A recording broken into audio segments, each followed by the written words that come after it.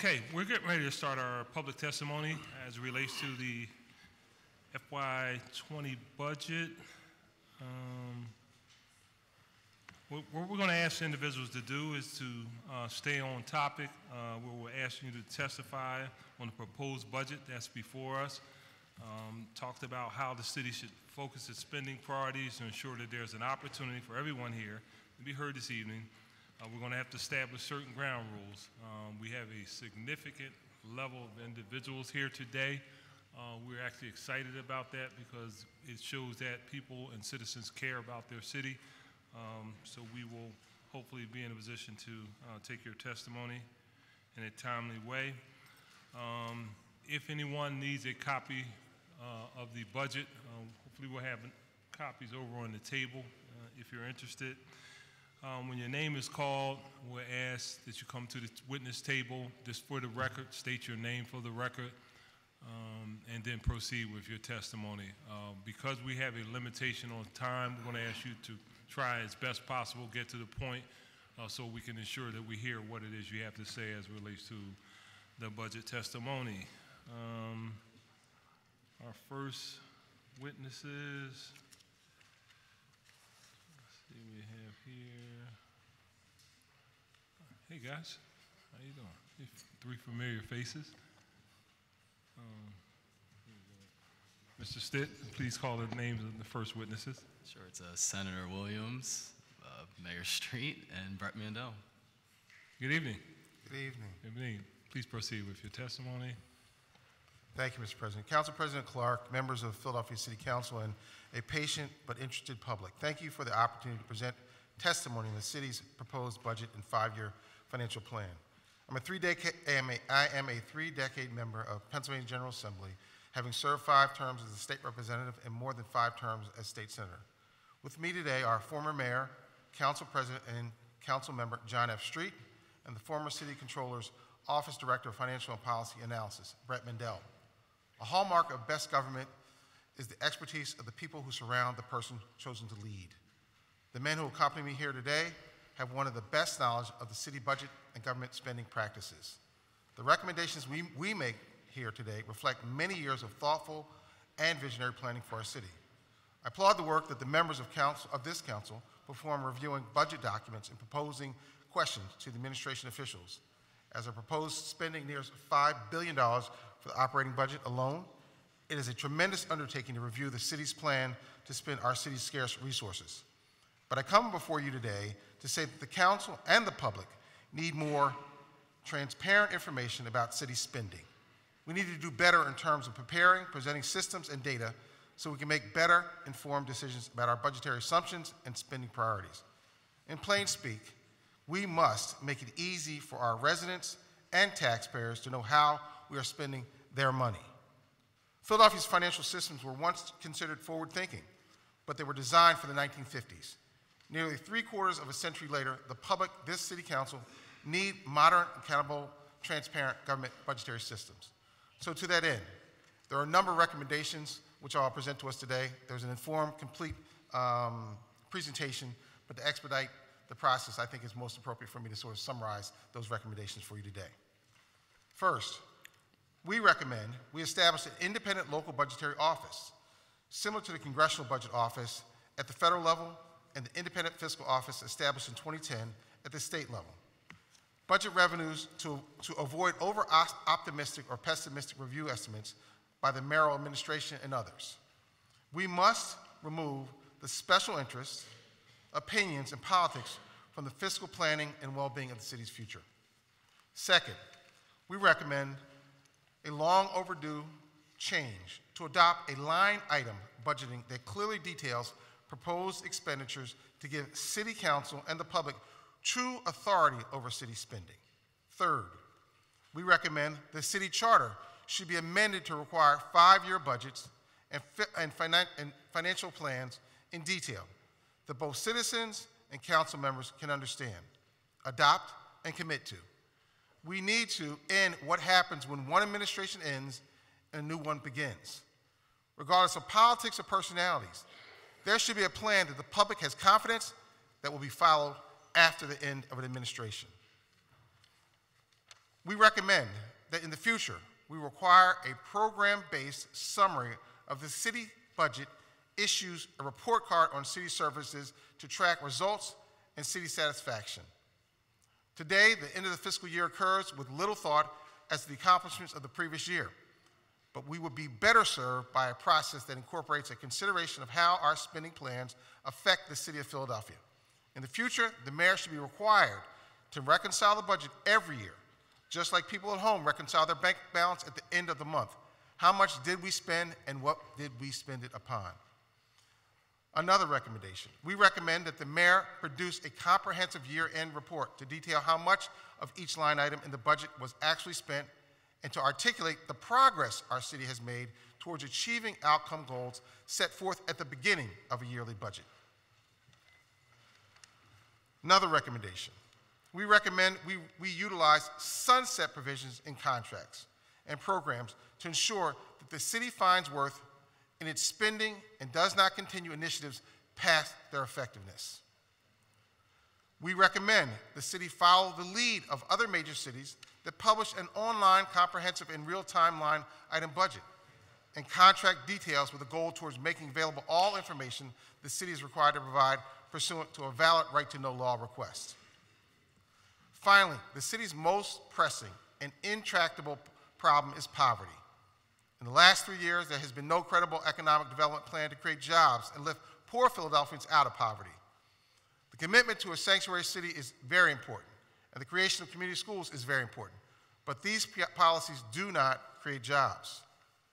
As a mayor, we annually transmit to City Council and would publish an economic plan that considers tax policy, infrastructure investment, arts and cultural spending, and the leverage of city-owned utilities and transportation assets to reach targeted employment goals. Today, 21st Philadelphia faces challenges that 1950 Philadelphia would never have anticipated. But the passage of time has also seen the emergence of incredible advances of information, technology, and communication tools. The financial systems designed for the era of the Philadelphia whiz kids are insufficient for the modern Philadelphia Bryce Harper's team. It's time to rethink how we consider the city budget and the tools we use to communicate about city spending. I appreciate this opportunity to appear before you today and look forward to the chance to work with you all in the future to ensure that we make best use of our city resources and we utilize the best possible budgetary procedures to guide the decisions we make on behalf of our residents. Thank you. Thank you for your testimony. Mayor, was it? Mr. Mayor? I join the remarks of Senator Williams. All right, thank you. Thank you, Mayor. Appreciate you. Mr. Mandel? You good? I similarly join the remarks of Senator Williams. Okay. My kind of panel. All right, gentlemen, any questions of these witnesses by members of the committee? There being none, gentlemen, I want to thank you very much and thank you for your service. Thanks for having us. Appreciate it.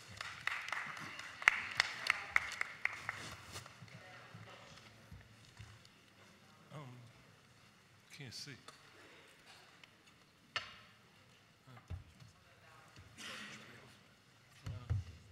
Yeah, this thing here, it's like, where did they get the screen from? It's like huge.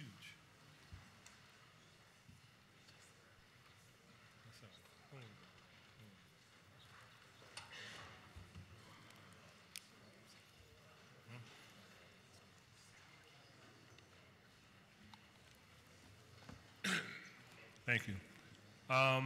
Mr. Stitt, please call the next three witnesses.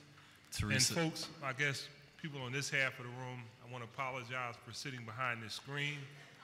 This is the biggest screen I've ever seen. I think they're going in the way of everybody getting the largest flat screen imaginable, so I am not ducking you. I just simply can't see around this huge screen. This is big. All right, thank you. Mr. Stitt, please call the next three witnesses. Teresa McCormick, Arisha Hurst, William McKay.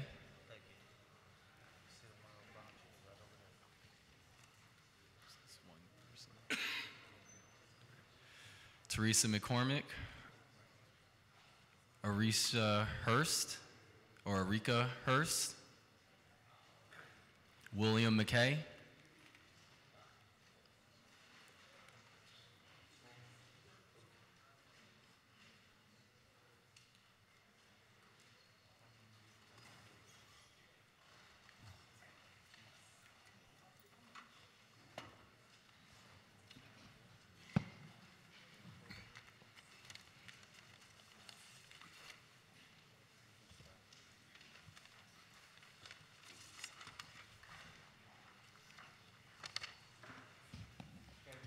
Good evening. What we're going to do is we have more than 40 people. We're not going to start. There you go. All right. Thank you.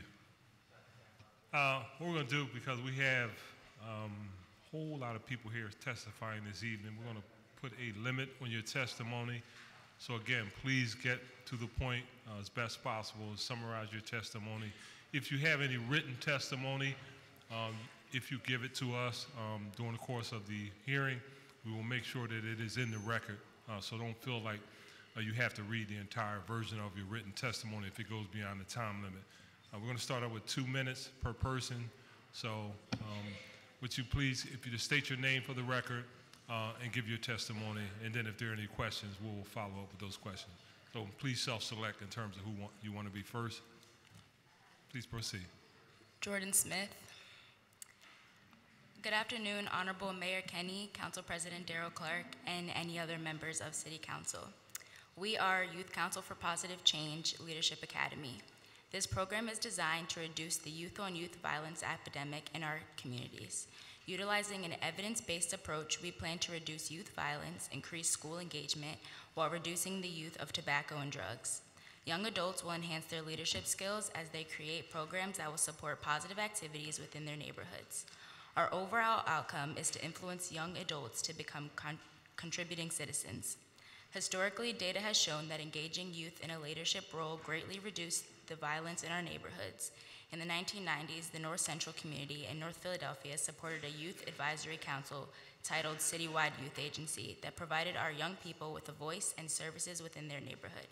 The highlights and success of Citywide were clear understanding of youth needs and services that will positively engage kids, provided academic enrichment and youth empowerment programs, youth mentoring programs that would prevent and reduce youth violence, and provided educational field trips to enrich our youth's experience beyond their neighborhoods. In partnership with Men for Positive Change, Communities That Care, Stop the Frisk, Lessons, Beckett Life Center, and Dream Big have formed a collaborative to create the Youth Council for Positive Change Leadership Academy in the North Central community. Our goal is to empower our youth through participation in and resurrect peer-to-peer mentorship programs, as well as increase the number of young adults participating on the council. The Youth Council for Positive Change will be a platform to engage our youth in open discussions, which in turn will translate into programs and resources while collecting the necessary data and evidence required to make positive change within our community. The Youth Council for Positive Change respectfully request the mayor and city council give firm consideration to identifying funding sources to support our efforts, which support the city's overall goals to reduce the dropout rates, increase school attendance and graduation rates while reducing the violence in our community. We appreciate your support in helping our Philadelphia youth strong citizens and making our neighborhoods safe to grow up. Yours truly, Philadelphia Youth Council. Thank you. Thank you so much for your testimony.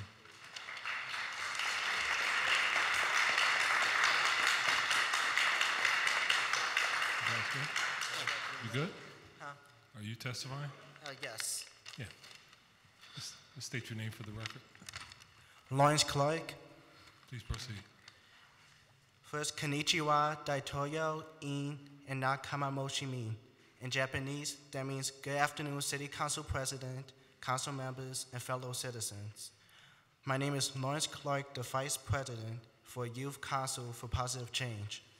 We are a youth organization that pushes to advocate issues and concerns that confront young people. Today, I stand in the halls of City Council to address a failed education system in the city of Philadelphia. Every year, over 1.2 million students drop out of high school in the United States alone. That's a student every 26 seconds or 7,000 a day. About 25% of high school freshmen fail to graduate from high school on time. In 2019, studies show that students are learning from outdated textbooks from 10 to 20 years ago that doesn't prepare them for the future. We have a poor school conditions that are terrible. Overcrowded classrooms makes learning impossible. The building is over 100 years old, walls are grown with mold, bathroom toilets don't work, and the heating system are working poorly. These are the complaints I hear from my peers about the school system. I haven't experienced a day in public school, but hearing this terrifying news frightens me. I am in homeschool, and I am in 10th grade, already advanced in mathematics and learned to speak 2 languages, Spanish and Japanese. My younger brother has been in gifted and talented class for over 5 years, and he has majored in computer engineering. Students need these opportunities to succeed in life. If anyone has questions, let me know and I'll be glad to answer them. Thank you. Thank you for your testimony.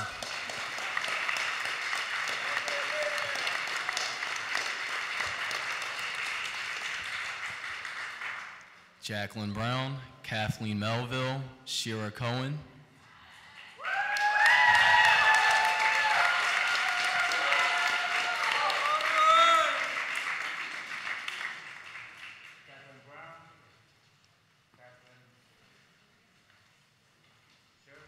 Do we call Mackey? That's it. Mr. Mackey, your name was called earlier. Did you choose? You change your mind? Oh, okay. There you go. All right. Thank you. Okay, cool. That's fine. Just want to keep track. So we Sharon, have, Sharon Bryant. wait a minute. So we have Ms. Brown. Excuse me. Just want to make sure we're trying to keep track. Ms. Brown, either one of you. Ms. Melville. Yes, Melville. Ms. Melville and Cohen. Shira. Shira Cohen. Thank you. Oh, I don't know my testimony. And we're calling up Sharon Bryant. You have it?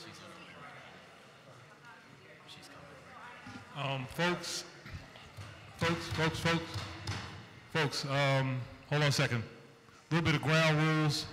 If you have signs, you have to stand in the rear because you're blocking the view of individuals that are sitting in the audience.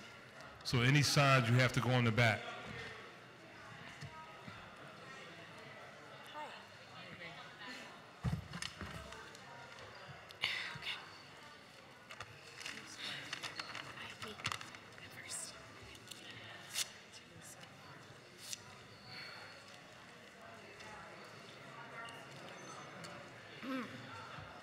Okay? Okay. If we could have a little quiet, we're going to start testimony. Thank you. Please self-select. Hello, hi. My name is Kathleen Melville, and I teach 10th graders at the workshop school. I am a rank and file member of the PFT and an organizer with a caucus. And I'm an organizer with a caucus of working educators. I'm here today with my fellow educators, parents, and community members to deliver our petition demanding safe learning conditions. It reads, as proud parents, family members, and community members of the School District of Philadelphia, we are outraged that city and district leaders continue to sit by while school buildings poison our children with toxic lead that causes permanent cognitive damage, as well as temperatures and pests that trigger asthma. As parents, family members, and community members who care deeply for our students, we demand lead remediation in all schools that have toxic lead, not just the 40 schools the district has selected. In addition, we demand robust pest control and air conditioners in every learning space in order to alleviate asthma, which is a widespread cause of suffering and absenteeism among Philly children. Ending the 10-year tax abatement for the wealthy and requiring big universities and mega nonprofits to pay their fair share through pilots.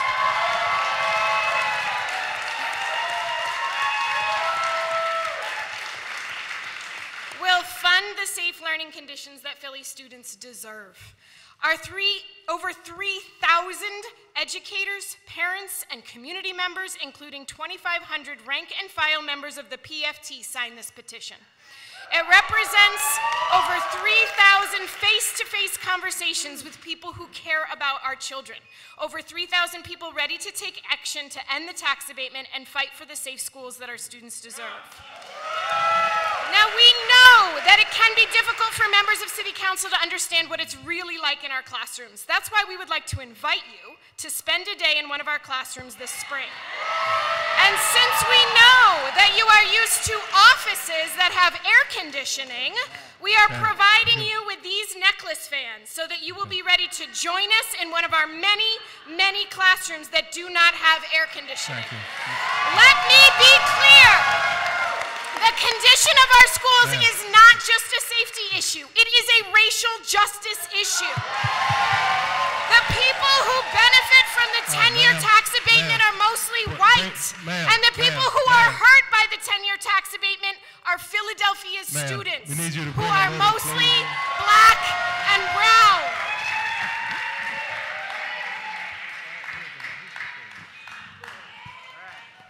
We're going to, folks, I understand your passion.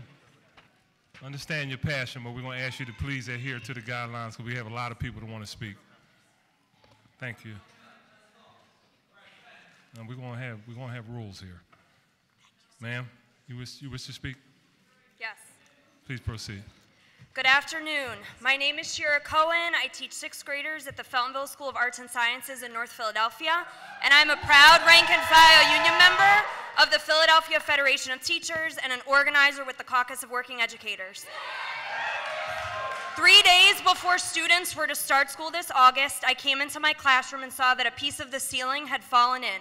Dust covered everything. Water destroyed hundreds of dollars worth of materials. I put a trash can on my radiator to catch the leak. The unit blew hot air and dust throughout a room that was supposed to greet new students in under a week. This is just one classroom in tens of thousands across our city. Our students are poisoned by lead in the water and in the paint. We are collapsing in classrooms that reach nearly 100 degrees in the summer, fall, and spring heat. I have talked to educators who kill several mice a day while they're teaching their students. Public school staff are cleaning rodent feces off of the floors every single day. I have talked to workers who teach in their buildings in masks and whose students' asthma worsens every year because of the air that they breathe. We know that the conditions in the city's longtime ignorance of them is an attack on black and brown communities and poor neighborhoods. This is about dispossession and dehumanization of our people and of public education in Philadelphia. Since last year, we have waged a campaign to end this systemic neglect of the physical toxicity in our school buildings. PFT and community members en masse have signed a petition to the school district and city council, and in this petition, we demand that you make a plan to remediate the lead, mold, and asbestos in all of our schools now. Make a plan to treat all rodent infestations in all of our schools now. Make a plan to overhaul all heating and cooling systems in all of our schools now. And you need to fund these repairs with an end to the 10-year tax abatements on large property owners in Philadelphia now. Today, the rank and file and our community members have a delivery for you. 3,300 people signed this petition, including 2,500 PFT members in more than 107 buildings. This petition has been entirely through in-person organizing in half of our district schools. We have had thousands of one-on-one conversations and meetings with union members, parents, and students, and additional buildings and community members have begun circulating this petition since its final printing. Our campaign is growing daily. Are you, City Council, going to meet the demands of our communities, organizing and every day building more power? You have asked us to be patient, and I can confirm for you that we are done waiting. Not only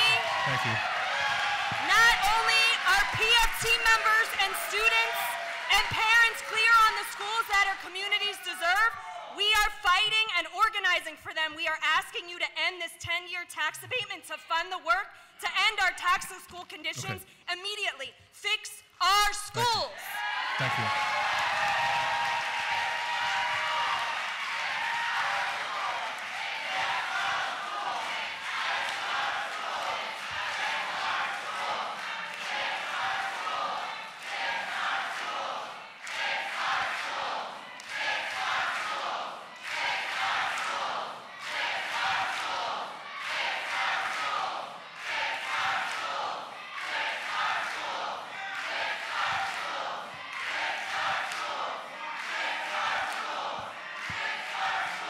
Okay.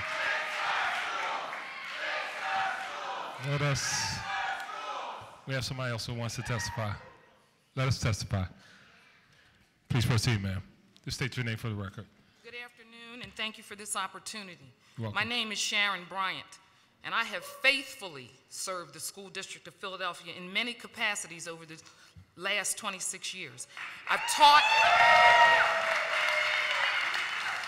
taught many lessons, but have learned the most important one. Health is wealth. An unfortunate culture of negligence and depraved indifference continues to put people's lives in jeopardy by stealing their health. Why are we continuing to give additional funding to those who are already healthy and wealthy at the expense of Philly staff and students who are struggling to teach and learn under hazardous, unhealthy, toxic conditions? I'm going to share some of my personal chronology since arriving at Lewis Cassidy, crowned #1 school in disrepair, in order to highlight some effects of these dire public health issues. Pre-Cassidy, I'm of superior health, taking no meds, playing tennis 2 to 3 times a week, meeting my sisters at LA Fitness for Zumba and cycling classes, directing and performing with my drill team.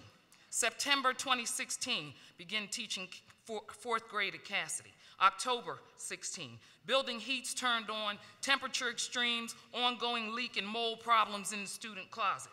January 2017, breathing toxic metallic fumes from welding new radiators in during school hours. This rips me off of 3 health days, upper respiratory infection and allergic rhinitis. December 17, out of work on workers' comp after suffering a severe neck and back sprain, restraining a student in crisis, dealing with bulging disc and nerve damage to date. I lose all my active life. The medication train begins, including a synthetic opioid.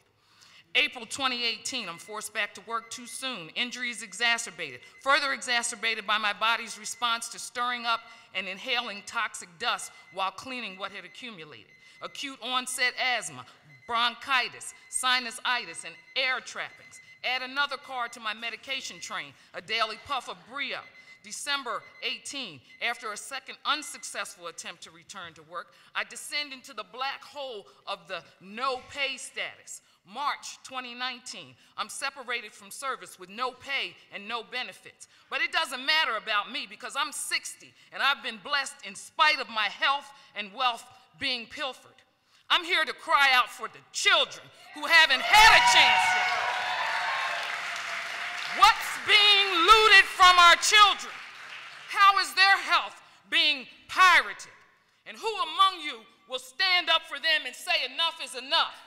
Remember, health is wealth. Thank you. Thank you for your testimony.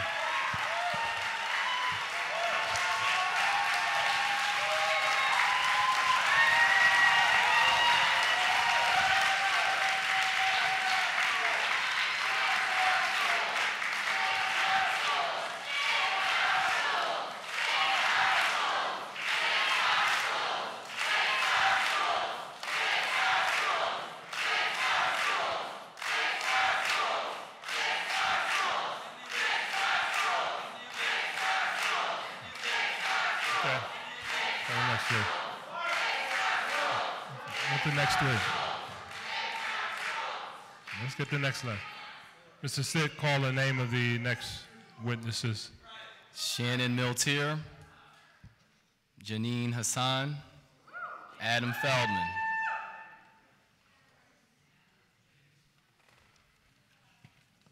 Shannon Miller,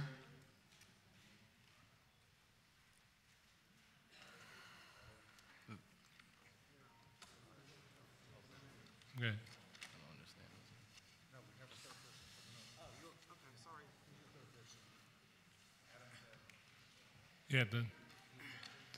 Yeah, one more. It's Adam Feldman. What's the name? Adam Feldman. Adam Feldman. So we have Shannon Miller, Janine Hassan, And Adam. Adam. Thank you. Please self-select and proceed. Good evening. Kensington City Council, and all others in attendance. My name is Shannon Miller.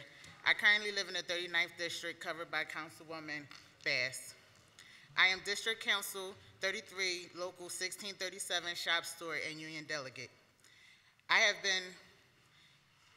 been a police communication dispatcher for 8 years this coming May. Within the first 5 years of my employment at Police Radio, I was mandated one time, and there was actually something going on in the city. The Eagles were in the playoffs. I went to work well prepared to stay over, expecting to be mandated due to call-outs. Within the last 2 to 3 years, I have been mandated 2 to 3 times a month. This causes an issue for myself and other dispatchers who are single mothers or who have families with a set schedule to maintain stability within their homes. It is impossible for me, myself, to find a caregiver who is willing to put their life on hold every day and not make plans because of the possibility that I may or may not get mandated and need someone to pick up my child. Even with the full funding Mayor Kenney has committed to for police, civilian police remains severely understaffed. For a fully staffed room, there should be 335 dispatchers total. Currently, we are at 237 dispatchers, 17 of them assigned to clerical positions, which leaves us short 115 dispatchers. This is also a safety hazard for the city we are employed to serve. On a daily basis, we experience a high call volume, so oftentimes callers in emergency situations experience a delay in their calls being answered, or they hang up before an emergency 911 operator is available to answer the call. Now we have an irate caller who wants to know why it took so long for their call to be answered on one end of the phone, and an overburdened dispatcher on the other end.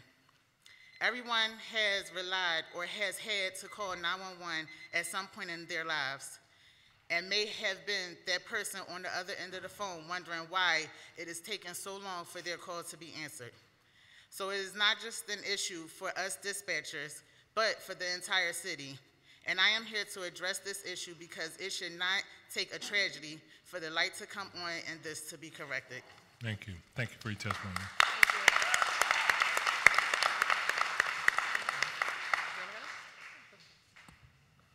Thank you, Council President. Thank you, Council members. My name is Adam Feldman, and I'm a librarian at the Free Library of Philadelphia.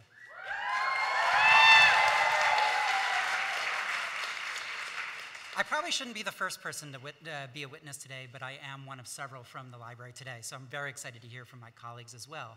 But I came here specifically to tell you about how understaffing affects the Central Library particularly, and how badly we need Council's help to build the library system, the education system that Philadelphia deserves. In a typical year, 60,000 students and young people attend 1,500 programs organized by librarians at the Central Library. Adults come in similar numbers for perhaps the most diverse set of free, lifelong learning opportunities of any institution in this city or any other American city. Each year, I personally welcome 2,000 teenagers from 50+ schools to the research process. Are there any teachers here who've been to one of those? I'm very proud to be here with my colleagues from the Caucus of We and from the PFT. Our struggle is their struggle. We're building the same learning conditions for all students in Philadelphia. That's right. And I should say, in a city with fewer than 7 school librarians, ours is the only institution capable of supporting the success of research projects of the graduating classes of entire high schools. Education is crucial to ending poverty in Philadelphia. Our teenagers deserve the tools necessary to enter college or careers ready to bring prosperity home to Philadelphia. Council should understand that the staffing problems at the Central Library are hidden. Our main entrance will not close. However, after the ribbon cutting of new spaces last week, we are closing doors of whole departments. Parkway Central Library is better understood as about a dozen libraries under one roof. It's like a major university. There's a library of art, of literature, of science, of business, religion, history, music, and more. The science department has 2 of 6 librarians. The children's does as well. The history is at 4 of 6. Government publications is at 0 of 6 librarians. The same is true for newspapers and microfilm. Both the new teen center and the new business center are understaffed. We're experiencing serious challenges maintaining services, and this budget envisions a loss of 5 full-time positions on top of the 15 years of losses amounting to well over 30 full-time positions. Okay. My colleagues and I look forward to meeting with council members individually to begin the repair, the damage done by the recession. Thank you. Thank you so much for the testimony.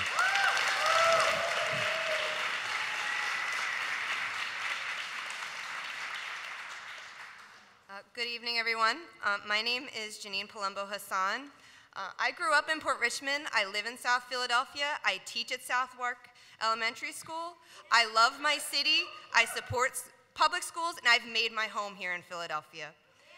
I consider myself upper middle class in this city.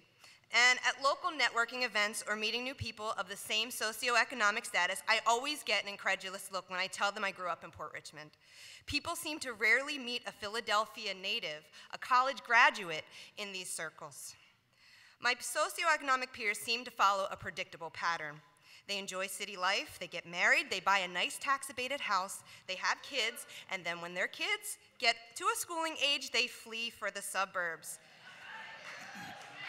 Their children get to enjoy suburban school perks, such as attending a school building without toxic hazards.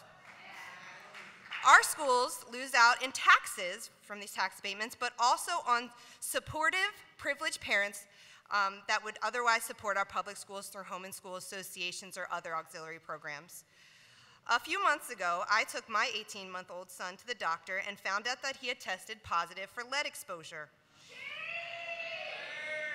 It's not quite at the CDC's level of concern, but it's not 0, and I can only wonder if I exposed him to lead through nursing, pumping, or holding him while wearing my work clothes. I also wonder if I want to subject him to be exposed to more lead by sending him to a Philadelphia public school, even though I'm a passionate believer in public schools and the amazing work that my colleagues do. We need to remediate this situation immediately. It's a very real threat to our children and our school district employees' health. As the PFT representative for Southwark, this past week I went around my building to just see how pervasive this problem was in my building. Every classroom had peeling paint or cracked paint. I also want to explore some anecdotal experiences I have with people who benefit from this tax abatement program. On my block, where I've lived for 5 years, we've seen several houses torn down and replaced by new development. The people who can afford to live in these homes are well beyond any one economic level on our block, including myself. One of the new houses were purchased by nice people who never lived there because they have homes in 2 other major cities. On snow days, their lack of investment in our community is apparent because they never shovel their sidewalk. Someone very close to me bought a tax-abated house. Their house appreciated hundreds of thousands of dollars in just a few years, and they are now moving to the suburbs with their children to go to kindergarten. A lead-free, rodent-free, mold-free, asbestos-free, with working air conditioner building. Right. Meanwhile, Philadelphians originally from that area have been displaced and priced out of their own neighborhood. Okay, So I asked this question, who does the tax abatement actually benefit? It's not the everyday Philadelphians who take the time to invest in our city with their time, energy, and their children. Ma'am, can you kind of wrap it up, please? If we truly want to attract investment in our city, we should not be looking to attract developers and residents who end up contributing nothing to our school district. We should be looking to make our school district such a desirable place to send children that it attracts residents who want to purchase homes, like myself, and invest in their neighborhood, community, and school Thank you, district. ma'am. Thank you. Thank you so much for taking this.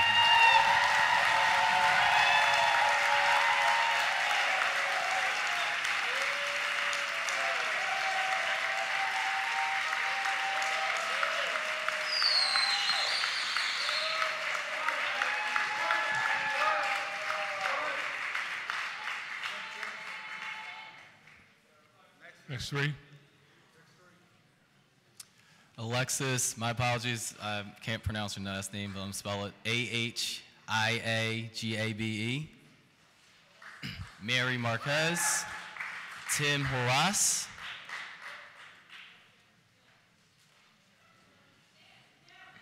Tim Horace or Mary Marquez?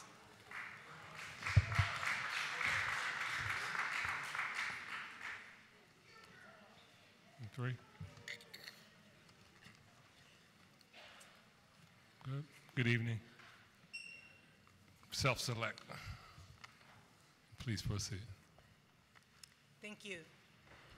My name is Mary Marquez, and I am a library coordinator for the Free Library of Philadelphia. I am a member of DC 47, Local 2187. I am also a member of Reforma, the National Association to promote library and information services to Latinos and the Spanish-speaking in the United States. Currently, this organization serves approximately 28 million Latinos, first and second generation. I coordinate and support the efforts of 10 neighborhood libraries in the district of Council President Clark, Council members Squilla and Johnson.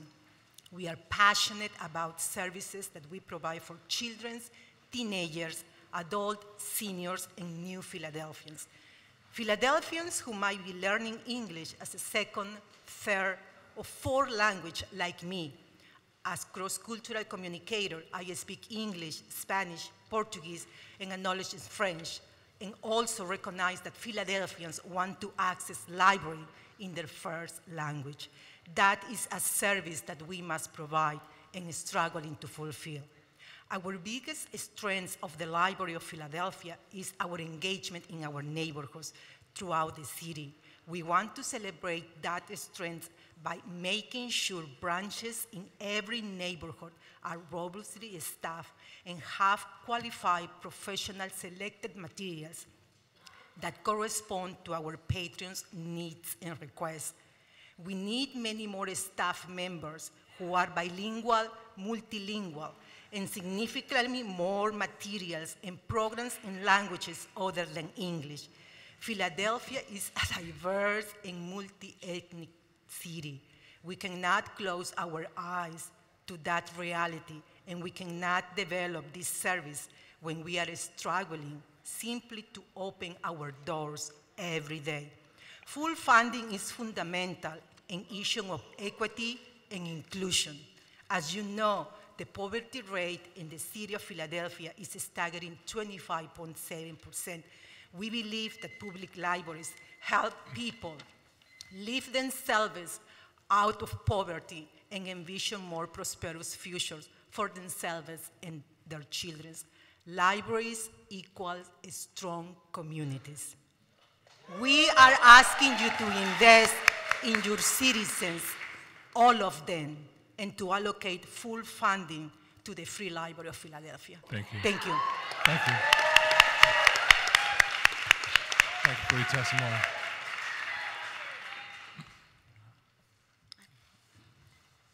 Good evening. Good evening. Thank you, Council President. Thank you, Council members. I am the Administrative Assistant for the Office of Strategic Initiatives at the Free Library of Philadelphia. I am also a member of DC 47, Local 2187. But you might know me better for the risk that I have taken to bring issues of bias, racial discrimination, and harassment at the Free Library. I am the person who started this survey, and I'd like to speak a little bit about what library staff are experiencing. You heard from the chairwoman of the library's Board of Trustees, Judge Pamela Demby, who, when asked about the racial breakdown of the newly organized Diversity and Inclusion Subcommittee, replied to that question by saying there are 5 blacks, or imply that the reason that the boards are not more diversified is because people of color do not have enough money to make the contributions necessary to be a board member. You heard the library president who had no real evidence or plan to address the various issues with bias. This speaks to the mindset of the people at the helm of the library's organization. Because of that, I'd like to ask you to hold true to the statements and the policies that are found in the mayor's sexual harassment policy, which talks about discrimination and states that all employees have a right to a workplace that is free of discrimination. It further states that managers and supervisors are responsible to maintain a work environment that is free from harassment, and that any manager or supervisor who has a failure to affirmatively act or comply with this responsibility may result in discipline. I heard today questions asked about why the president of the library did not discipline those who were perpetrating this bias and this discrimination. So my question to council is, who is going to hold the library administration responsible and discipline them for doing the very same thing?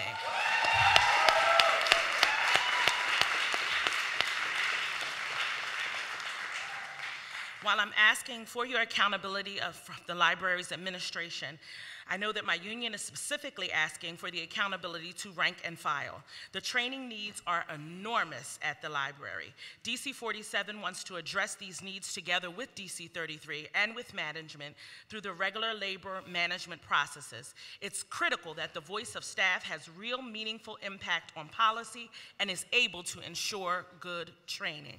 In closing, I just want to leave you with this thought. Wouldn't diversity, inclusion, and anti-oppression training have superior effect on staff morale and the public service that we promise our patrons and the citizens of Philadelphia? Thank you. Thank you for the testimony.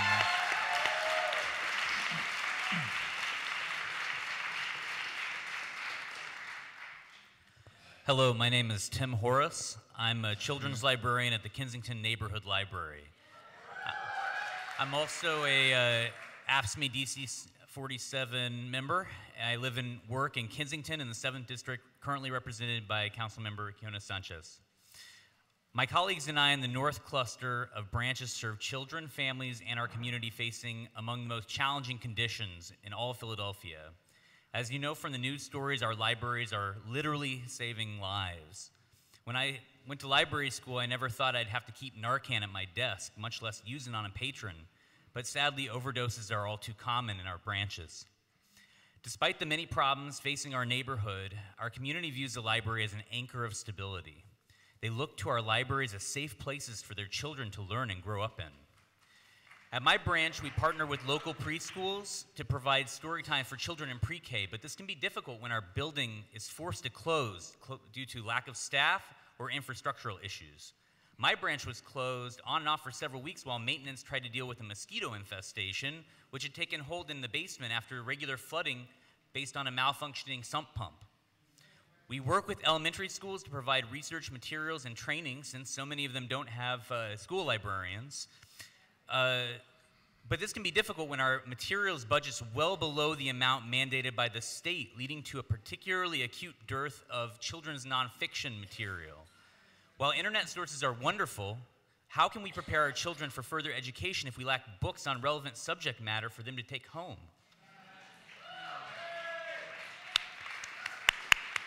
Our library serves teenagers, but what are we supposed to tell a young person who comes into our branch, excited to read a new book, only to have to turn them away because the system saddles them with punitive fines for materials which were lost when they were children? For many teenagers, a good book is a lifeline, and without it, they could easily sink into the murky waters of functional illiteracy. You all said that you agree on the importance of the library's work, and tonight I've come specifically to make a very simple ask of you. Kensington residents, North Philadelphia residents, we all deserve fully funded public libraries and library collections. Your constituents deserve it as a basic civil right and a principle of equity with the rest of the Commonwealth. Harrisburg requires that the Free Library spend 12% of its total budget on materials to maintain the $8.6 million subsidy we get from the state. But to hit that target, council would need to appropriate an additional $7.1 million for materials alone. Our libraries are facing similar building issues as our underfunded schools, and I'm proud to testify in the same evening as my fellow workers from the Philadelphia Federation of Teachers and the Caucus of Working Educators. For generations, Philadelphia has looked to our learning institutions to provide a pathway to knowledge and opportunity for all our city residents. If we're to continue in this tradition, we need the mayor and council to fully fund the educational system that all Philadelphians deserve. Thank you.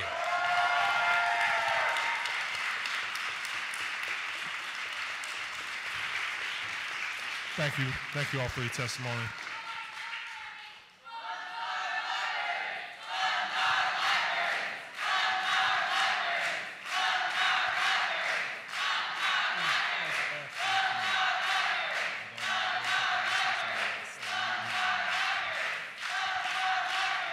Still calling the next list.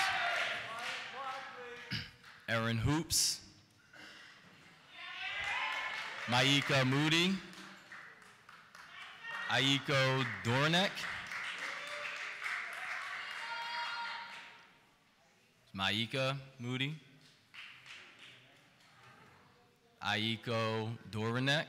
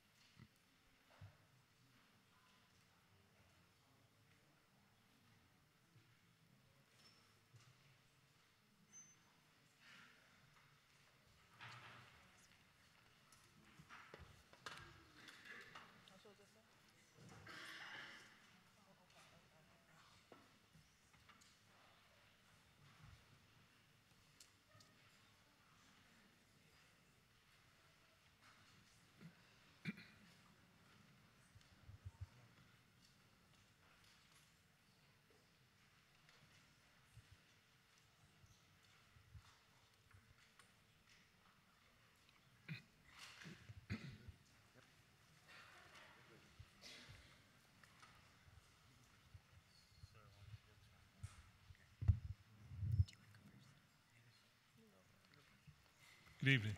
Good evening. Thank you, Council President. Thank you, Council members. My name is Erin Hoops. I'm the branch manager of the Philadelphia City Institute Library and a DC 47 member.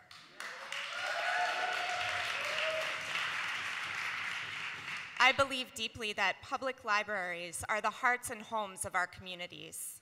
A $2.5 million increase in the library's budget in the next fiscal year is not enough.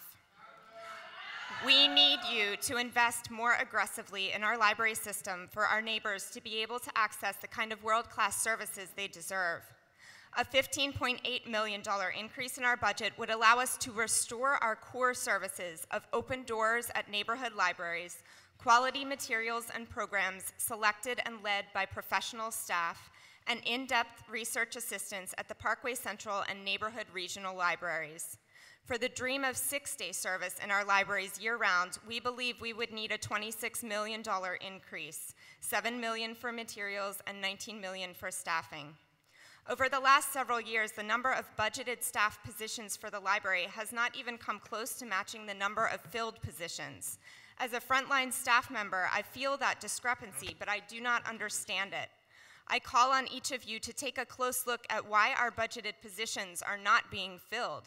We need your help not just to allocate enough funding to staff our libraries, but to hold our human resources departments accountable for filling open positions.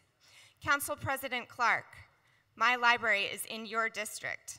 On countless occasions, I have opened my library without the minimum number of staff members needed for safe operations because babies and toddlers and their caregivers were lined up in front of our doors waiting for story time, because adults were waiting for computers, books, and other library materials. I did this hoping we wouldn't have an emergency that I might not be able to safely manage because I didn't have enough staff. That is an unfair and dangerous position for librarians to be in. We need your support and commitment to every citizen that safe, well-staffed libraries with quality materials are a priority in Philadelphia. Thank you.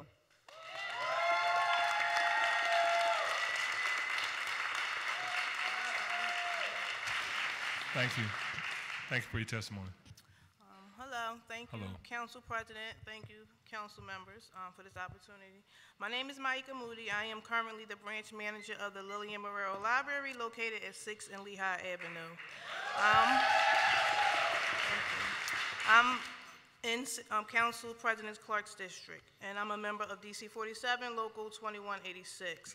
I started working in the Free Library of Philadelphia as a part-time library assistant in July of 1999 as a single mother of 3. And I fortunately got the opportunity to attend the University of Pittsburgh through the Growing Our Own grant and became a library supervisor in 2017.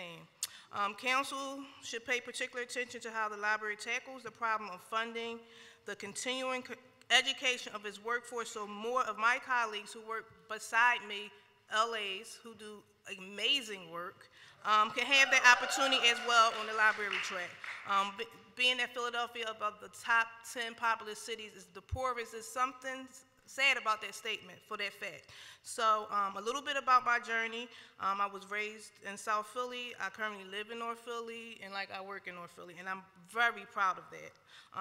So I think in education, I know education is very important. I have 2 already young women, my daughters, who graduated from Temple, and one is currently at Swarthmore. So me being a single mother, I know the struggle, and when I see the patrons come in that look like me, have my experience, I really feel some type of way. I feel like a connection with them. I know a connection. So long story short, most of the adult patrons that come into our library need computer skills. We have an amazing DRS, which is a digital resource specialist, who sometimes I have to remind her to take lunch, who is dedicated to provide these services. Something as basic of using a mouse, because a lot of our patrons don't even know how to do that. And when she is out, our lab is closed. So we get a lot of pushback from patrons like, we need these services. I need to put this Dunkin' Donut resume in, ASAP. So, I mean, just with that, we would need another digital resource specialist. And also, I want to also add that we have a huge number of young people that come from the local neighborhood schools, maybe anywhere from 50 to 60 kids, honest to God, after school, who need these resources. And with the small, minuscule program budget that we have, I cannot do what I would love to do. I want to bring yoga. I want to bring gardening programs. I want to do self-care, self-love, which kids in my neighborhood need. They need these things to flourish. So I really encourage you all, City Council President, to understand that we citizens of Philadelphia are important, we matter, and you need to do the right thing. You work for us, not vice versa, and I encourage you to do the right thing. So, thank you. Yeah. Hold on a second. Councilwoman Bass, I think you have a question. I just want to make a comment, Mr. President. I do apologize. I'm going to have to leave chambers, but I did want to make a statement first. Okay. And that is that, earlier today we did have a conversation with the library director, and I have to say that I was absolutely appalled by the comments that came from the director, our highest paid city official, that she seemed to be just so absolutely lackadaisical when it came to the funding of our library system, ensuring that all of our neighborhood libraries were appropriately addressed by the budget needs and the funding needs, and the lack of diversity and the lack of a diversity and inclusion committee, which was supposed to be funded over 2 years ago and has not been done and still has not gotten started. And she seemed to be have no sense of urgency to make that happen. And so that's certainly not going to be the last word on libraries and libraries funding if I have anything to do with it. And I believe that we as a body of council certainly do have something to do with it. So this conversation will continue, and I thank you for your advocacy and for being here today. It's very important. Thank you. And I live in your district as well. Thank you. So it's my first time seeing you, so thank you for that. Thank you.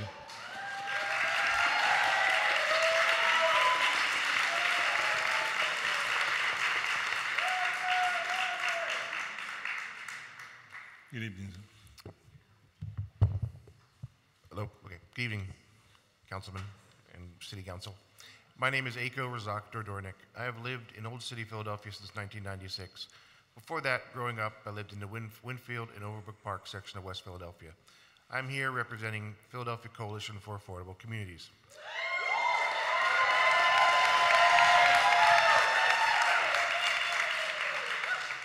As a disabled resident, I proudly serve as Secretary of the Board of Directors at Liberty Resources, the Center for Independent Living in Philadelphia, Housing Committee member for Women's Community Revitalization Project, and a member of the Board of Directors for Liberty Housing Community Development.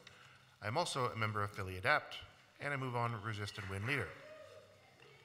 The Housing Trust Fund was dreamed and brought into existence by several amazing organizations, two of which I have the honor of being a part of.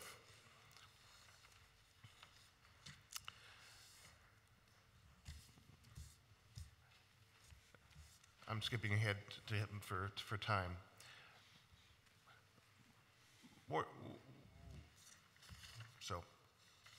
Philadelphia, unfortunately, is one of the poorest cities in the country that has the most, let me read what I have here. I'll start from here. All of us working, all of the communities working together have worked tirelessly to get this funding passed throughout the last 6 years. Working together, we were able to bring different aspects and the needs of low-income people, households, and speak with one powerful voice. We need funding for affordable and accessible housing.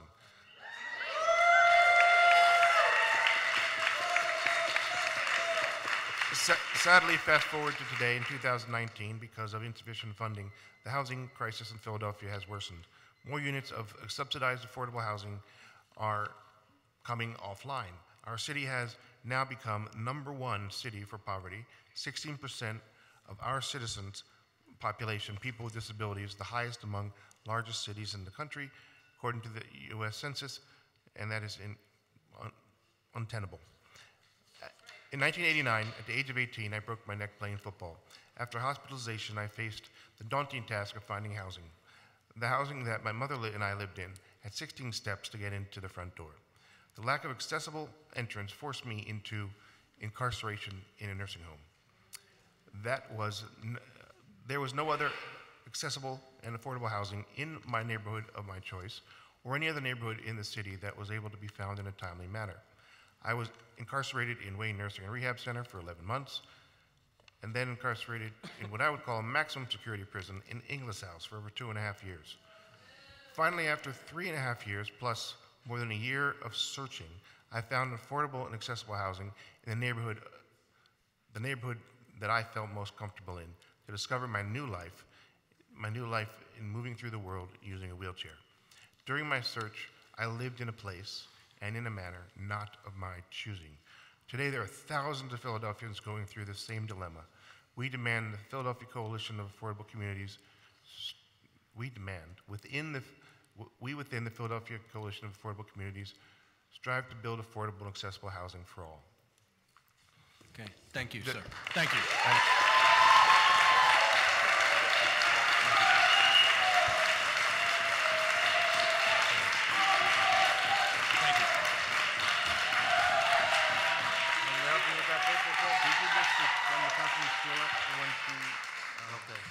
Robert Rivera, Tamia Lawrence, Linda Coldwell Smith.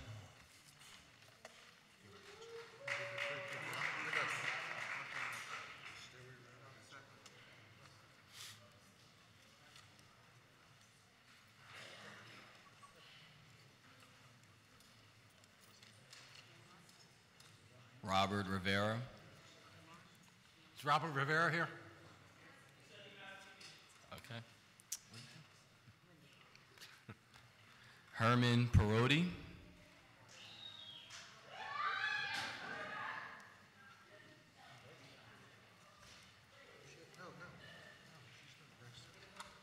Herman Parodi. Call the names again. Call the names again, please. Yeah, Okay. we're up here, we're not down All right. Hold on. Tamia Lawrence, who's that? Is that you? Lawrence. Okay. Linda Caldwell Smith? Is that you? Okay, come on up. All right. One more. What we got?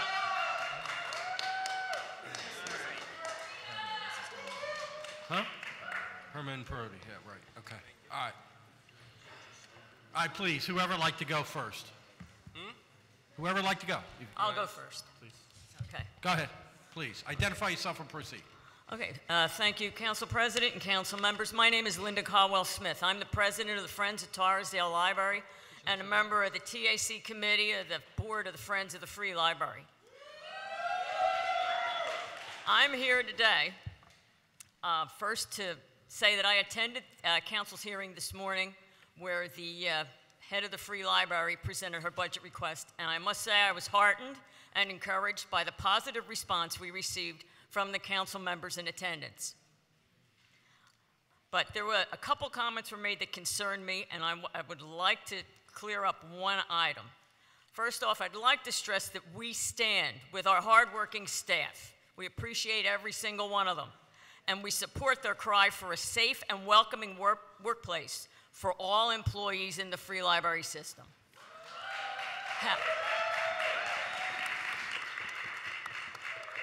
However, if using staff and council's concern as a reason not to fully fund the library is unfair to the community and to the staff members, what we need is additional funding, and then we need to work together to make sure that the resources are being used to support neighborhood libraries and that a variety of staff needs are being addressed. It's not an either-or situation. We need the money and we need full funding. I'll give an example. At the Torresdale branch, right now, what most friends groups, including mine, is doing is preparing for the summer reading season. That starts when school lets out. I expect 400 to 500 kids in my neighborhood to be at our library at least once a week to participate in the summer reading program and the other activities we have planned. My group raises money year-round, and we look for alternative sources to pay for these programs. We work closely with the staff. We cooperate together to make sure every child has an outstanding experience, because in my part of Northeast Philadelphia, literally, if you don't join one of the summer camps or if you don't have a daycare to go to, you have nothing to do. So you can come to the library, and we see to it that they have literacy activities that they'll enjoy, and we also manage to feed them too. All right. So All right, all ma'am, I can say I need is, you to finish up, okay, please? yes, all I can say is we need the library open, we need it fully staffed, we need full funding, and thank you very much for your support. Thank you.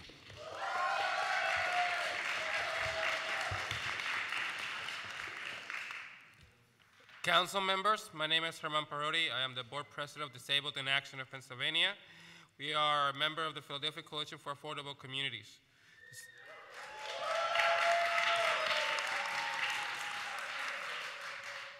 Disabled in Action is a grassroots organization run by people with disabilities, established over 45 years ago, that advocates for the rights of people with disabilities in Philadelphia and throughout our Commonwealth. I've spoken here before. We have been working on making the Housing Trust Fund one that meets our city's needs for over 20 years. Our city is a city where half of its residents are renters, where 16% of the people are disabled, and many are on fixed incomes. We're talking about $700 to $1,000 a month. We need council today to commit to eliminating the sub-fund in the Housing Trust Fund.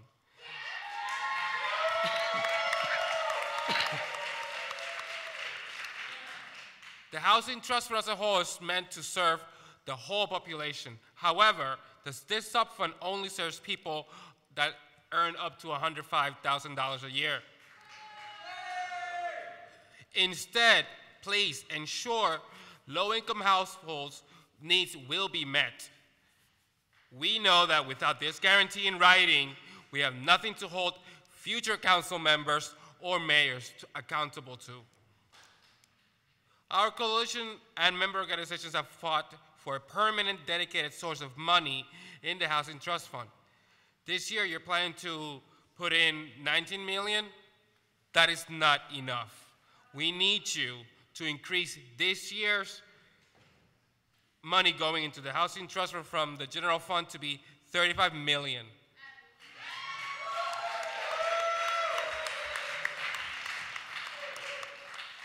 We know other cities, DC, for example, invest over $100,000 every year.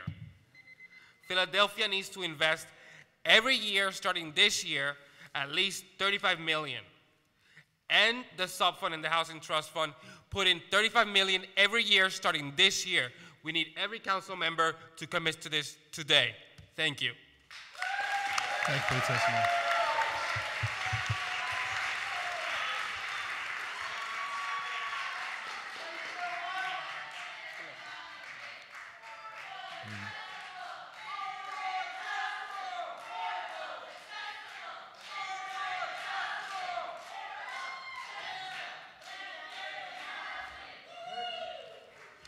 Good evening. Please proceed, ma'am. Hello, I'm Tamia Lawrence. I am a senior in high school, and I'm a teen leadership assistant at the Free Library.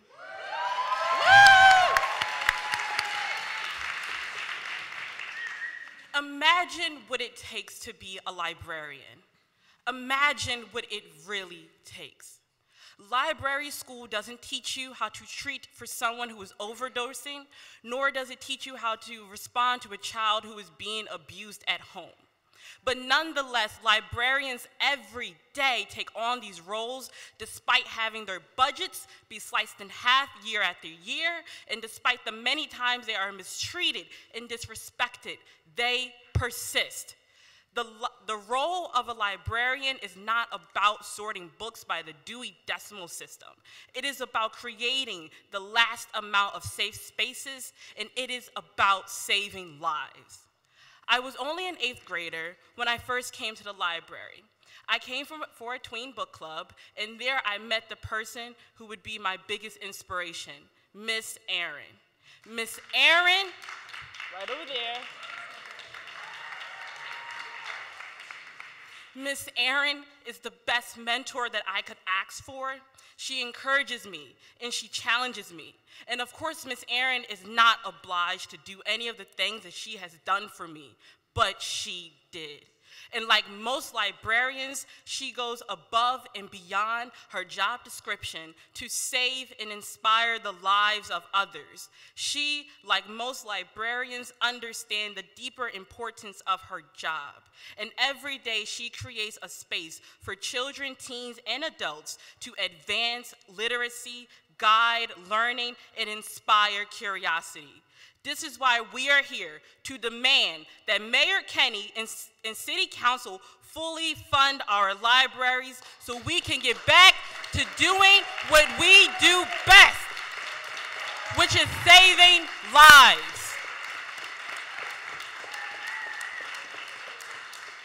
And as a reminder, I am 18 years old, and I am eligible to vote in the upcoming elections.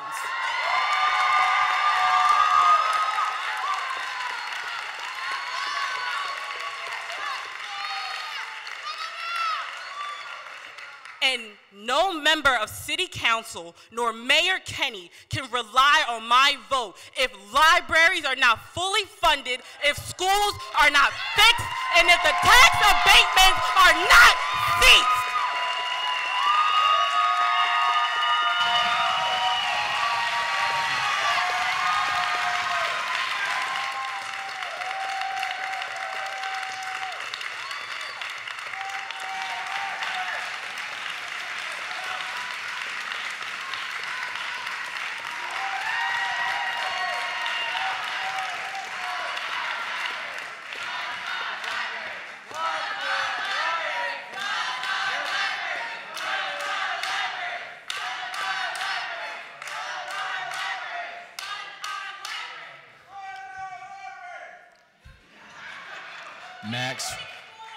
Max Ray Reek, Phyllis Martino, Erica Almiron,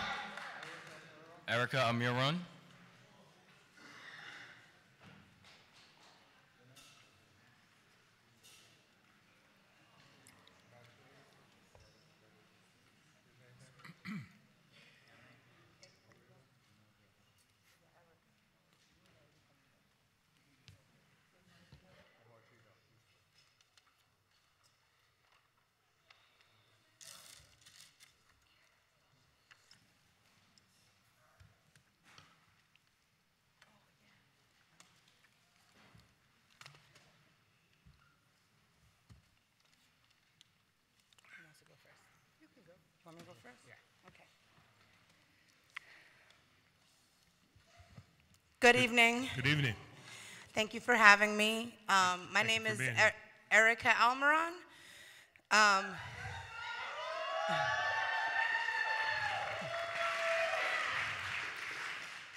have been doing work with communities for the last 20 years. The last 15 of that have been in education. Working both at the Philadelphia Student Union and at Juntos. So I've been in a lot of the schools, and so listening to the teachers testify about the conditions, I can attest that I see those every time I walk in, from Overbrook to South Philly to Bodine, every school. So that's why I'm here. I'm here to say that it is time that we end the 10-year tax abatement.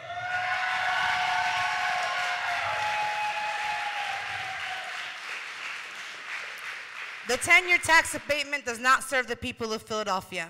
We have to stop giving handouts to some of the luxury real estate developers that are in this city.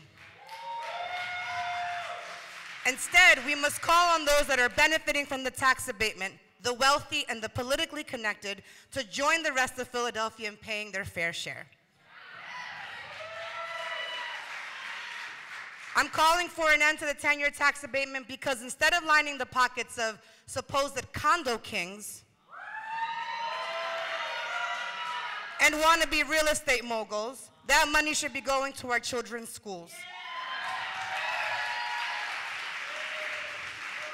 Supporters of the 10-year tax abatement point to the cranes building the next Center City high-rise condo while ignoring the leaking and crumbling ceilings of our neighborhood's public schools.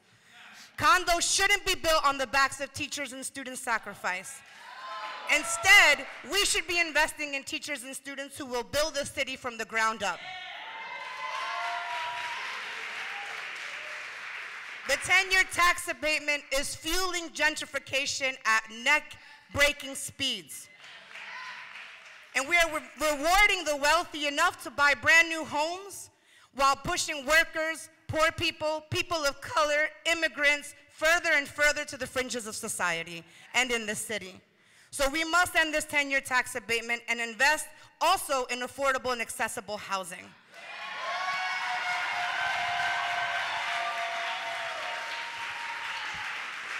Thank you. I believe we can make Philadelphia a city for all of us, and in order to do that, we have to prioritize the people who built and maintain this city. We must reorient our values from that gives tax breaks to the owners of skyscrapers and instead give them to the people who support and clean them. Thank you. Thank you.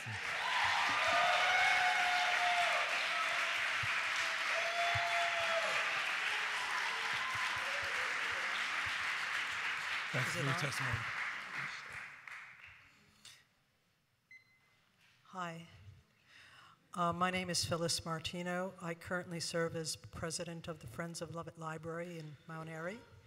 And I'm here to thank Council for their very supportive statements about funding for the library. It's clear that you understand how important they are.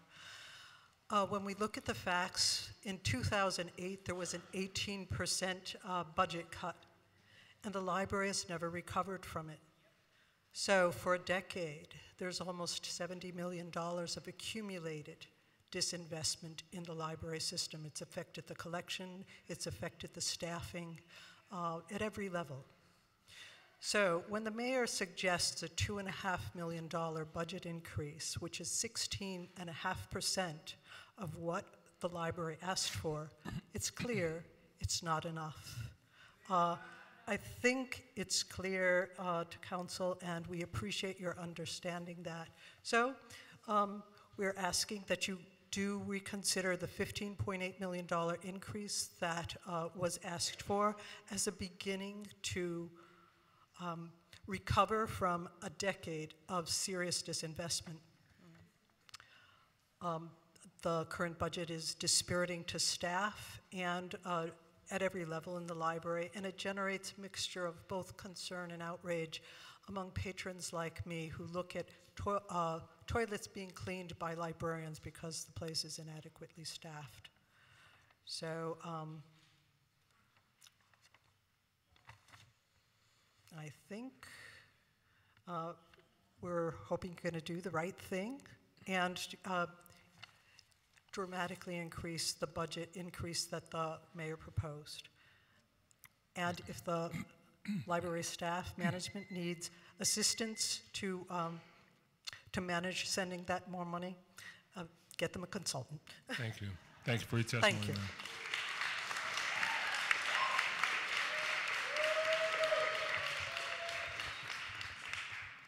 Good evening. Good evening. My name is Max Ray Reek. I'm testifying on behalf of ACT UP. Could the ACT UP members in the House stand up?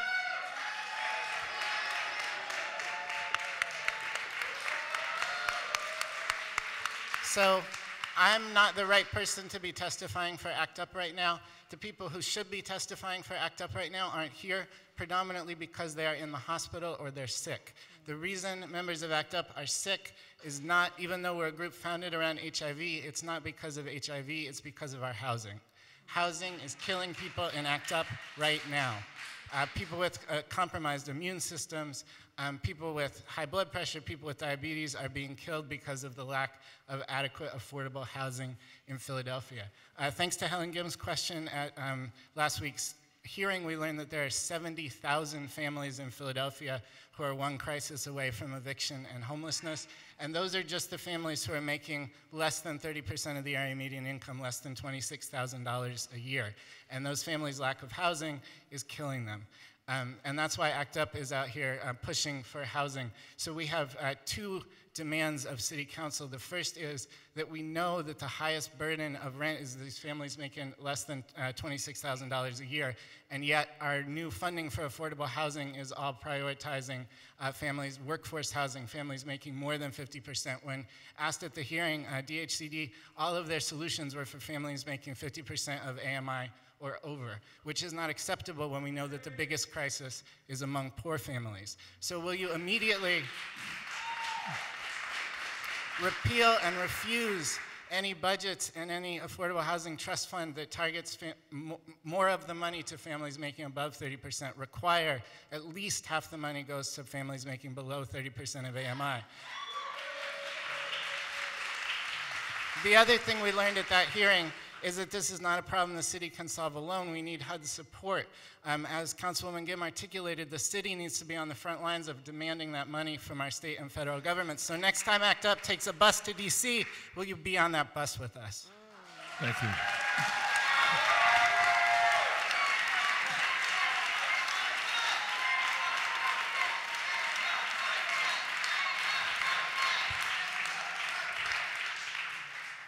Thank you. Next. Helen Wiltz, Marilyn Diston, Lance Haver.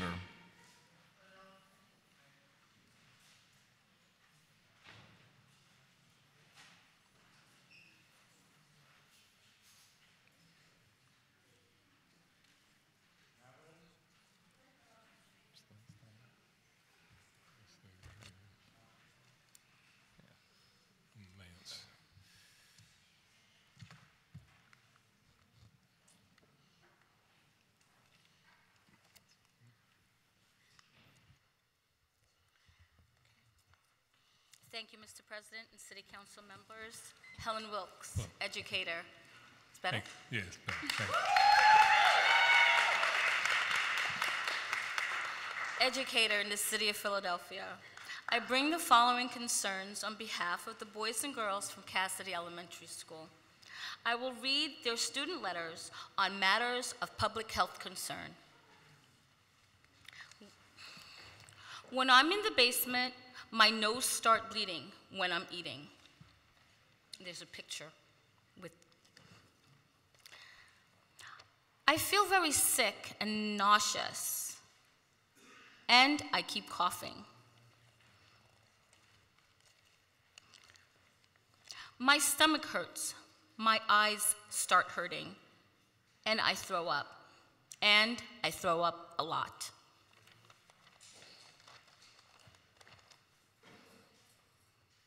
I feel sick. I feel like I'm choking. My belly hurts. I have a headache.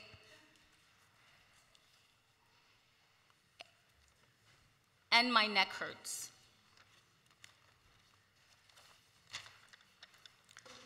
My nose is always running. I cough. I hurt. I can't breathe. When we are in the basement, I keep coughing.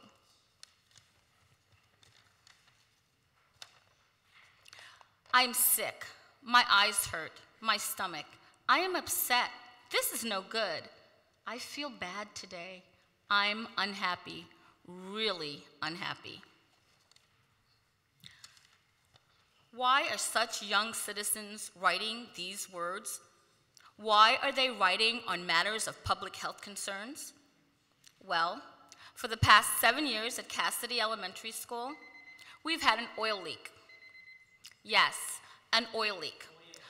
Oil, O-I-L, oil, which vaporizes into volatile organic compounds. In addition, there is standing water in the basement, which means mold. Now, let's think about the oil leak and the volatile organic compounds. Or according to the Environmental Protection Agency, volatile organic compounds cause the following short-term exposure effects: headaches, nausea, dizziness, fatigue, eye, ears, nose, throat irritation. Prolonged exposure can cause serious health problems, including liver and kidney damage, increased blood pressure, and other blood problems, as well as neurological concerns. For the past 7 years, the students were and remain exposed to volatile organic compounds. City council members, if you are unconcerned about the humanity of the 19151 zip code, then I ask you to think about the economic future of Philadelphia. The boys and the girls from Cassidy are the economic tax future of Philadelphia. Also, they are the future voters of Philadelphia. Thank you. The boys and girls ask that you think about them, as well as your future Social Security benefits and your future Medicaid benefits. Thank you. Thank you, ma'am.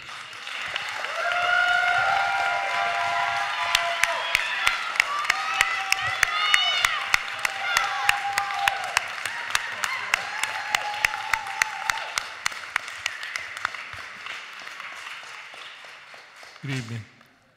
Hello. How are you? I'm Marilyn Dyson. I'm a patron and volunteer at the Wadsworth Library in Northwest Philadelphia. I'm there at least 90 minutes a week. I'm going to tell you what Wadsworth Library looks like.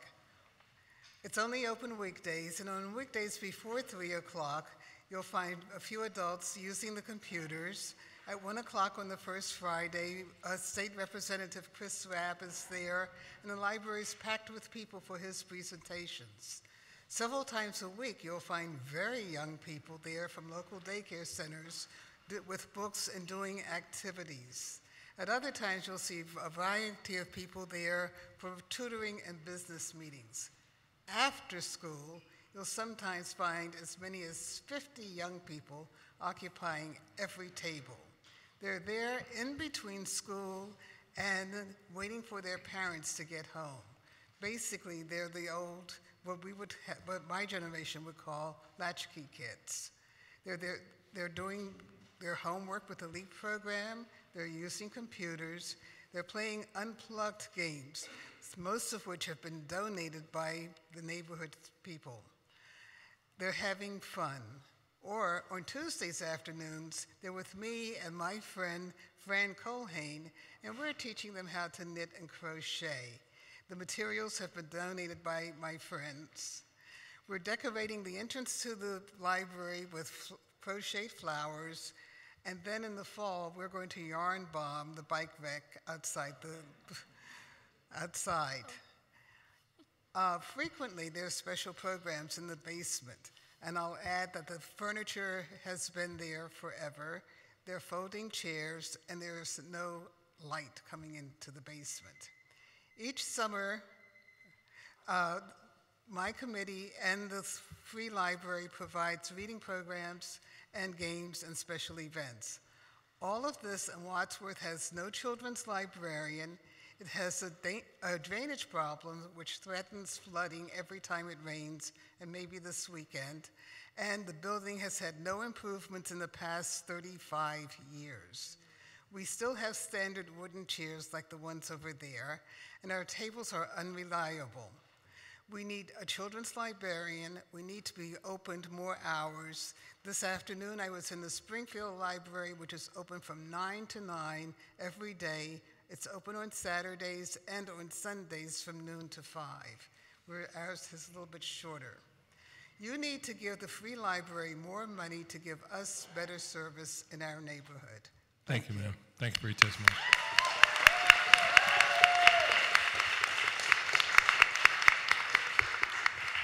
It's nice to see you, Council Yes, President. sir. How you doing? I'm all right. I'm the policy director of the state. Little different look there, huh? I know, I'm perfect. I'm an old person getting ready to complain. It's all good. All right. I'm going to summarize. I have testimony here that will have the background information. First thing I want to urge is that when the procurement people come before you, you ask what we buy, where is it made? Is it made with prison labor? Is it made with slave labor? Or is it made here in Philadelphia by Philadelphians?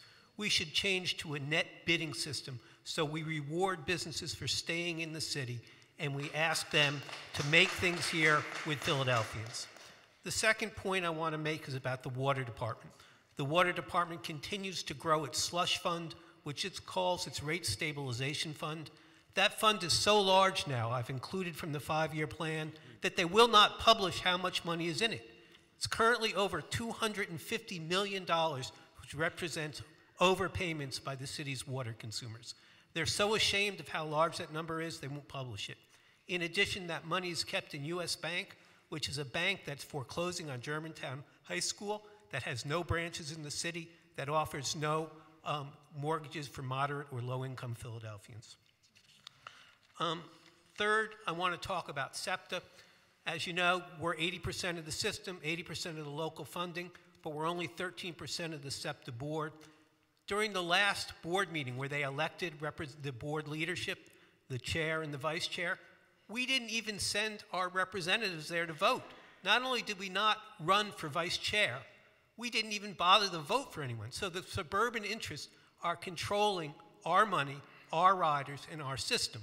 And we see this with the key card, which does not work for the unbanked, does not work for people who don't read or speak English well, and certainly doesn't work for people who live in our neighborhoods. SEPTA is flaunting the city of Philadelphia's law, which requires that they take cash for whatever's sold. So we're not going to let the coffee shop across the street tell people who don't have credit cards they can't shop there. But we're going to let SEPTA tell people who don't have credit cards that they can't buy transfers. That means for someone like me who has a credit card, it's $2 to get on and $1 to ride the transfer, $3.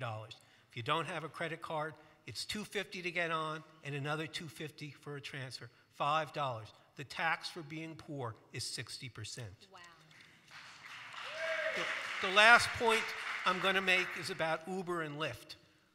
It was a great fight the council put on to help the airport workers. It was spectacular what you did.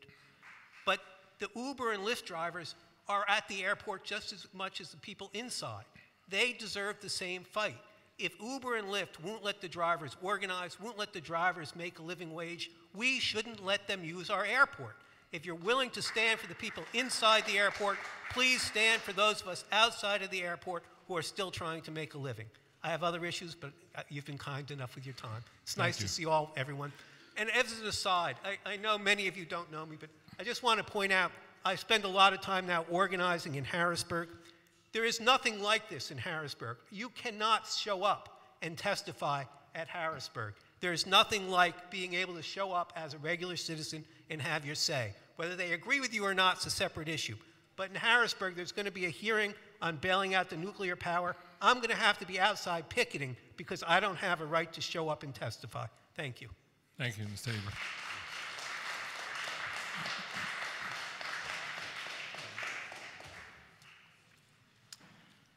Dino Lewis Rossi, Faye Anderson, Sharif Koopa, maybe?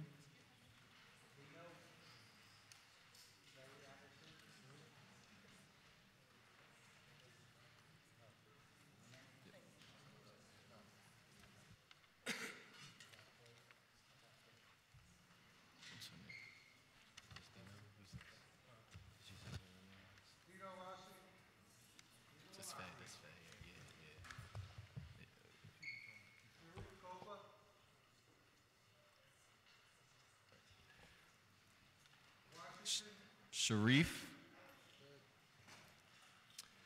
Khalil Washington,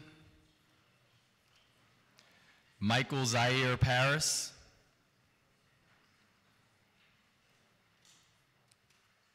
Quentin Clark, Lawrence Clark, Michael Clark, M. Lundy,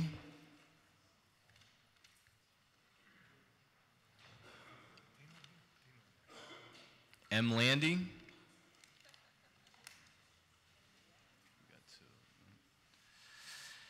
Chris Safa,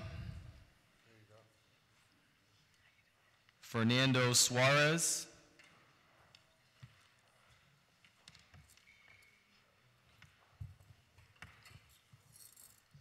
Willie Floyd,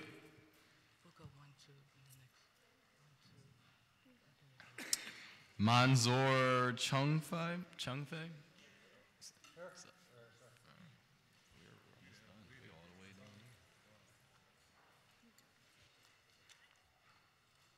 That's the last name?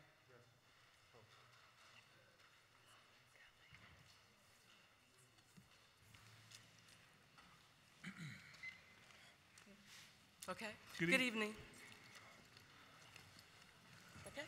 Good evening. My name is Faye Anderson. I am director of All That Philly Jazz, a place-based public history project that is documenting and contextualizing Philadelphia's golden age of jazz. All That Philly Jazz is a member of the Philadelphia Coalition for Affordable Communities. As a community preservationist, I fight to save places that tell the story of 400 years of African American history and culture. If anyone is wondering about my t-shirt, it's an image of what was left after the legendary Blue Horizon historical marker disappeared. Gentrification has led to disappearing Blackness. Less than 24 hours after Mayor Kinney's Historic Preservation Task Force released its final recommendations, L&I issued a demolition permit for the Wharton Center, a historic building that was a community anchor in the 5th District. The center was in operation during Philadelphia's jazz heyday. Its recreational activities included jazz concerts with legends and legends in the making, like saxophonist and National Endowment for the Arts jazz master, Benny Golson. A Kinney spokesman said, quote, "The index recommended by the task force would enable consideration of historically significant buildings prior to issuance of a demolition permit," end quote. An index requires a budget and staffing. In his proposed fiscal 2020 operating budget, Mayor Kinney has not asked for funding to conduct a citywide survey of historic resources. Without a budget increase for the Historical Commission, Mayor Kinney's promise to take action to strengthen historic preservation rings hollow. The city's demolition crisis will continue unabated. It's still demo now, survey later. Truth be told, the Historical Commission needs more than money. It needs melanin. While Philadelphia is majority minority, the commission staff is 100% white. The lack of diversity means the African American story is viewed through the lens of an all-white staff. On Friday, I commented in support of nomination of the house in which Henry Minton lived. While acknowledging the nomination satisfied the criteria for designation, the staff recommended against adding the property because it was not recognizable due to alterations to the front facade. While a building whose walls hold stories of William Still, father of the Underground Railroad, and Frederick Douglass, was denied historic designation because it is not, quote, recognizable to the all-white staff. An inexpensive street banner would make the building instantly recognizable. While the monochromatic staff doesn't care about Black history, they do care about ensuring an insider gets what he wants. And what he wants is to be able to tell his client they can demolish a building whose owner gave John Brown a place to stay shortly before his raid on Harper's Ferry. Thank you. Thank you for your testimony.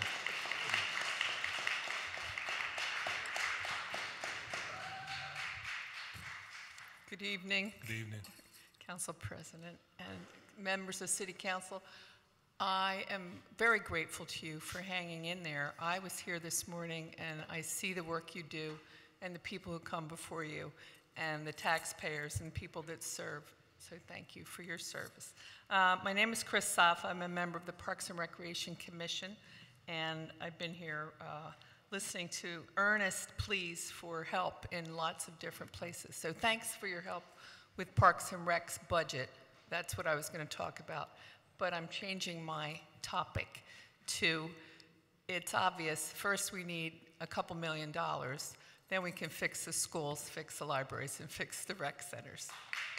Great. Thank you. Our rec centers are also places where families congregate and where children are safe. So for example, we just found out that the school district is closing 2 weeks early, so Parks and Rec realized that ahead of time and started training lifeguards, getting people, getting the food, getting the setup, setting up camp, and providing services for the city, just like the libraries do and just like the schools do. And I moved here in 1976 to teach at Philadelphia Center for the Blind, and I've been living here ever since. And I see the problem that we have. So you can do all these things, right? Fix the schools, fix the rec centers, fund the libraries, with rebuild. So that's what I'm urging you to do. So thank you very much. Thank you for your testimony. Good evening. Good evening, Council President, Clerk, and member of the Council City. My name is Manzoor Chuktai. I own the 7-Eleven food stores in the city of Philadelphia. When I came to this country, I was only 17 years old. I did a high school here, then I went to college. I started my business in 1987. There was my first store, which is located in the city of Philadelphia, 7720 Ogans Avenue. I started hardworking, working 18, 20 hours a day, sometimes 16 hours with my family, saving the payroll. And I established to get 3 more stores in my family. So I have about 3 stores in the city of Philadelphia, 2 stores outside in suburban. One is in Bucks County, and one is in Norristown. So my regular customers no longer shopping in my store,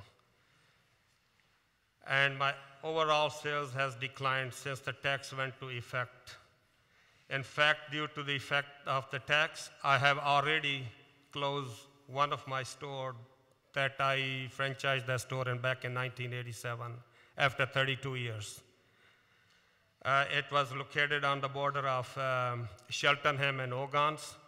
There's a ShopRite and Wawa Food Market came across the street, and I couldn't keep up with the stores. I was not able to hire more staff and not to pay them salary because of the beverage tax. My sales dropped down. And I'm the president of the 7-Eleven Association. We have about 200 stores in the state of Pennsylvania. And plus we have a private chain, Sunoco, Mom and Pop. And I have about 200 members that join our association. They pay monthly dues, and we have meetings. We discuss all the issues that we have it in the city and outside the suburban. My 2 stores are doing very good in the suburban, and the city of Philadelphia, I cannot make a living in those stores. Instead of hiring 2 people, I'm hiring 1 person right now these days. I closed the business, one of them, I lost it. I lost business, and my employees lost the job. When they lost the job, closed the business, city of Philadelphia lost a lot of taxes on it, which is BIRT tax, business privilege tax, sales tax that customer pay on the cigarettes, cigars, or anything they purchase in the store, soda tax. So we lost all the sales tax on the businesses. And about we were going to open up maybe 40 to 50 stores in Philadelphia as a 7-Eleven. Now they stopped completely. We closed 11 stores so far as of last year by December, and many more to come to close. Because we cannot live in the city because sugar tax is killing our business. And I heard a lot of good stories. There is another way to generate your income. Like, okay, they build a brand new house, they don't have to pay 10 years tax, real estate tax. They should be taxed. I agreed on it. Or increase the real estate tax on all the property of Philadelphia. Every county does that. Or there's another, maybe increase the sales tax on it, the item we sell. There's many others way we can increase the tax and help the city of Philadelphia schools and the libraries. I agreed on the education. We need to spend the money. We need to educate our kids. If they're not educated, I heard a lot of percentage that students being dropped from the high school. Due to they don't get enough the knowledge, they don't get enough education, and I agreed on those stories. I respect them. And also I will take to, ask to appeal the soda sugar tax on it. Okay. And that's all I have to say. Thank you very much. Sir. Thank you for your testimony. Thank you all. How you doing? I'm going to go again. Thank you. Thanks. Jonathan Leibovich.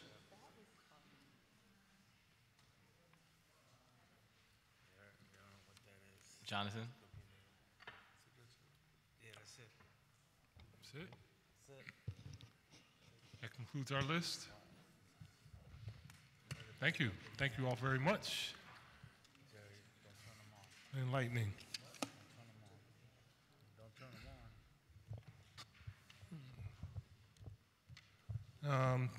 This committee will stand in recess until Tuesday, April 16, 2019 at 10 a.m., at which time we will reconvene in room 400. Thank you all very much.